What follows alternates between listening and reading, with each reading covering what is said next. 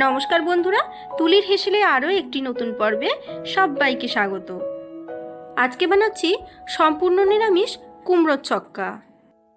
সাদা ধবধবে গরম ফুলকো লুচির সাথে এই কুমড়োর ছক্কা কিন্তু দুর্দান্ত একটি কম্বো। আমি কিভাবে কুমড়োর ছক্কা বানাই চলুন দেখে নেওয়া যাক আমার আজকের ভিডিওটিতে। গরম কড়াইতে দিয়ে দিচ্ছি 3 টেবিল চামচ পরিমাণ সর্ষের তেল। কুমড়োর ছক্কা যদি সর্ষের তেলে তৈরি করা যায় তাহলে কিন্তু তার স্বাদটা বেশি ভালো হয়। এবার বড় টুকরো করে কাটা কুমড়োগুলো খুব ভালো করে তেলের মধ্যে অল্প নুন আর হলুদ দিয়ে 2 মিনিট একটু ভেজে নেব। দেখুন 2 থেকে 3 মিনিট এইভাবে নাড়িয়ে চাড়িয়ে ভাজা করতে করতে এরকম হালকা রং ধরে এলে সমস্ত কুমড়োর টুকরোগুলো তেল থেকে তুলে একটা পাত্রে রেখে দেব। ওই তেলের মধ্যে আরও একটু তেল বাড়িয়ে নিয়ে ফোড়নে দিয়ে দিচ্ছি একটা তেজপাতা, 2টো শুকনো লঙ্কা একটু ছিঁড়ে দিয়ে দিলাম, আর দিচ্ছি 1/2 চা চামচ পরিমাণ 5 ফোড়ন। ফোড়ন থেকে সুন্দর গন্ধ বেরিয়ে এলে একই রকমভাবে একটু বড় ডুমো টুকরো করে কাটা আলু দিয়ে দিলাম। অল্প একটু নুন আর হলুদ দিয়ে আলুটাকেও খুব ভালোভাবে ভেজে নেব।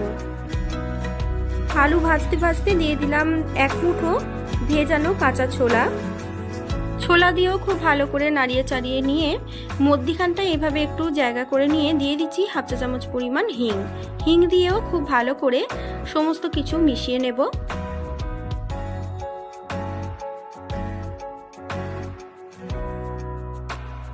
দিলাম 1/2 চা চামচ পরিমাণ কাশ্মীরি লঙ্কার গুঁড়ো আর 1/2 চা চামচ পরিমাণ জিরের গুঁড়ো। খুব ভালো করে একবার সমস্ত কিছু মিশিয়ে নিয়ে দিয়ে দেব আদা কাঁচা লঙ্কার পেস্ট, সঙ্গে দিয়ে দেব মিক্সির বাটিটা ধুয়ে অল্প একটু জল।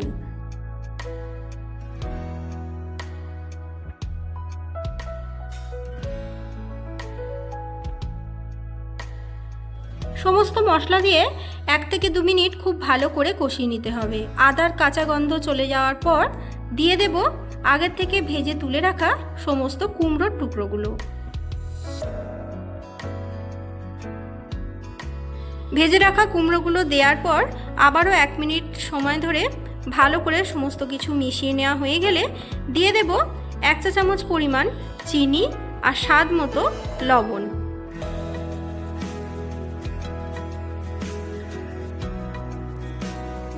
লবণ আর মিষ্টি দেওয়ার পরেও কিন্তু 1 মিনিট একটু ভালো করে কষিয়ে নিয়ে দিয়ে দেব 1.5 কাপ পরিমাণ উষ্ণ কুসুম গরম জল।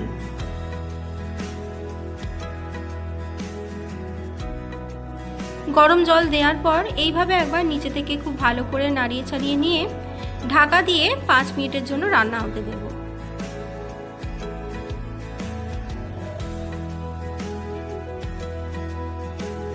5 মিনিট পর ঢাকা উঠিয়ে আলু এবং কুমড়ো সেদ্ধ হয়েছে কিনা ভালো করে একবার চেক করে নিতে হবে।